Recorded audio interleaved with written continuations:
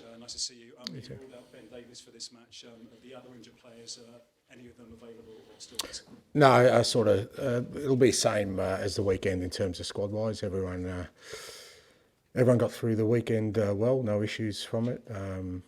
We could obviously protect a few guys in that. Pedro and Matters didn't start, so everyone's good. With the injured guys, nothing's really changed. They're still progressing, training sort of on and off with us, and hopefully over the next 7-10 days, reintroduction.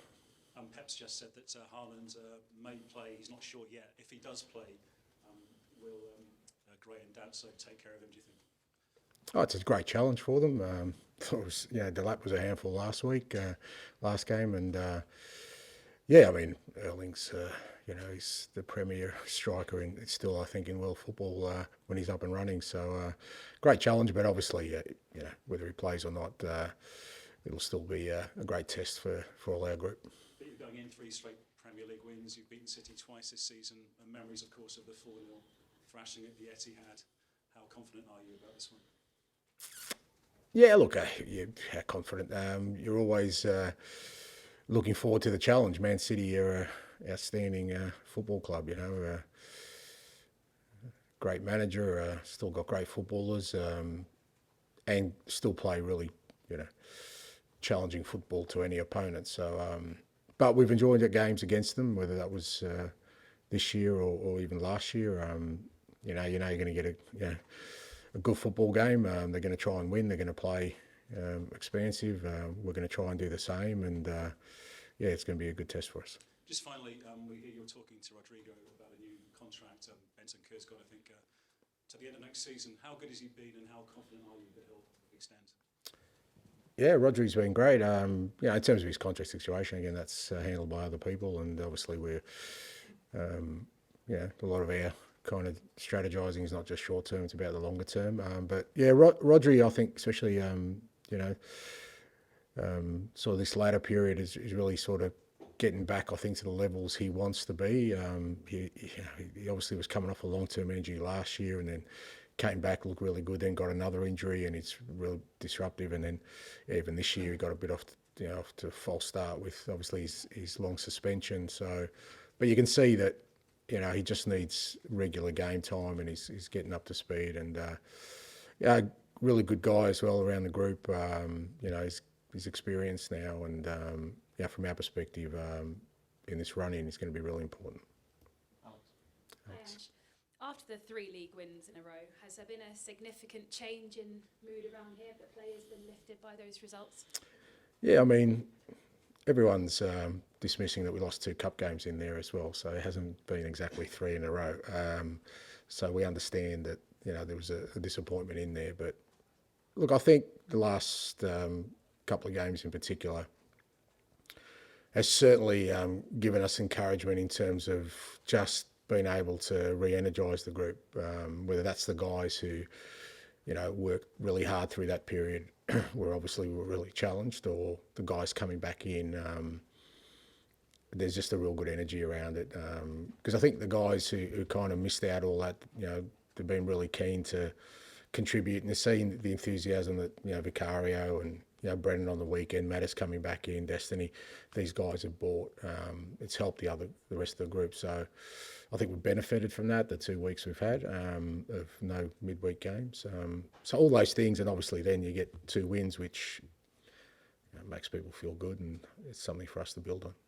With those players returning, with those wins, is there an element of frustration as well, sort of what could have been had you had those players? Yeah, look, I mean, yeah, potentially, because I've always said that, I still feel like we're on the right path, and yet every other indicator you look at, when you're looking at a sort of sporting club in terms of results, doesn't really show that. But I've always felt that we're building a really good group of players who have a lot of growth and potentially could really make an impact, but we just haven't been able to do that.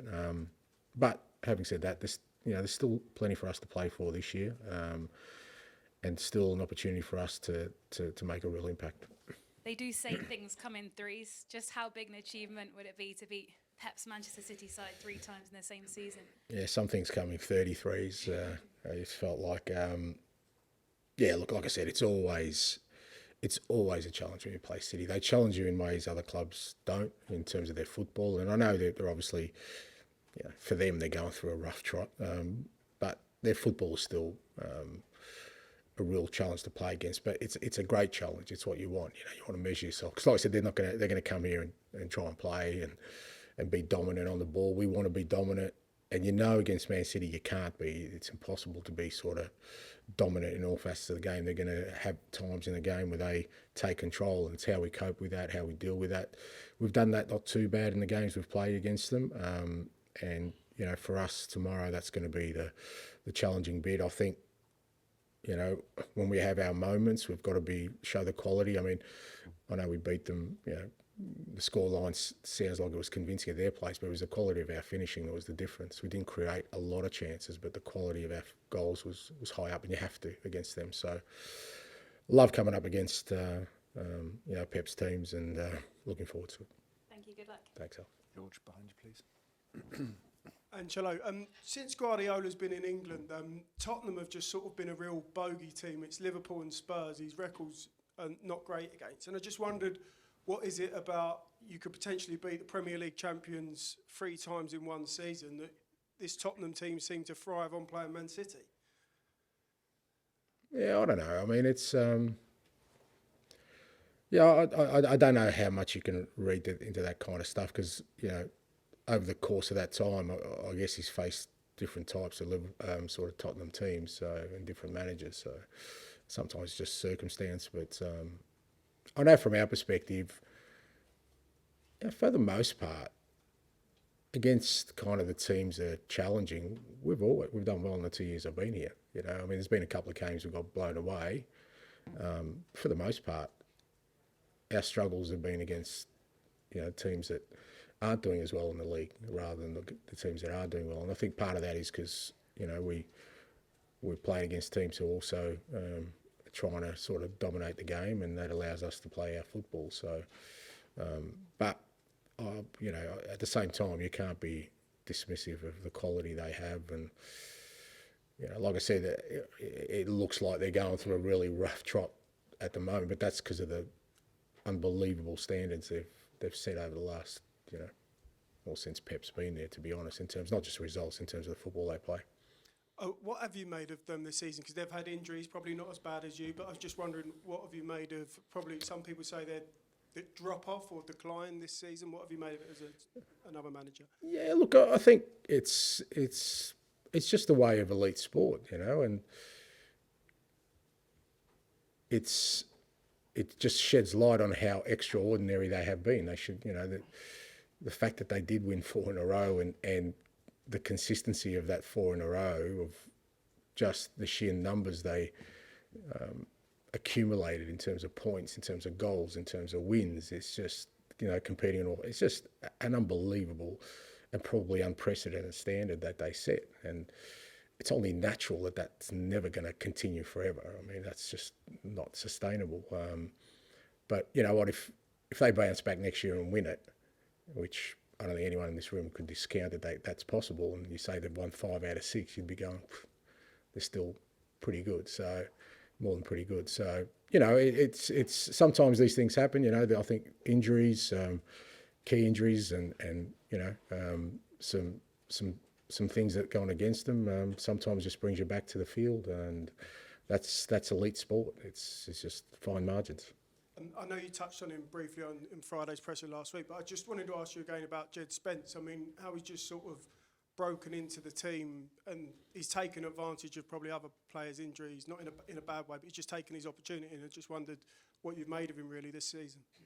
Yeah, as I said last week, he's been outstanding. He continues to be outstanding.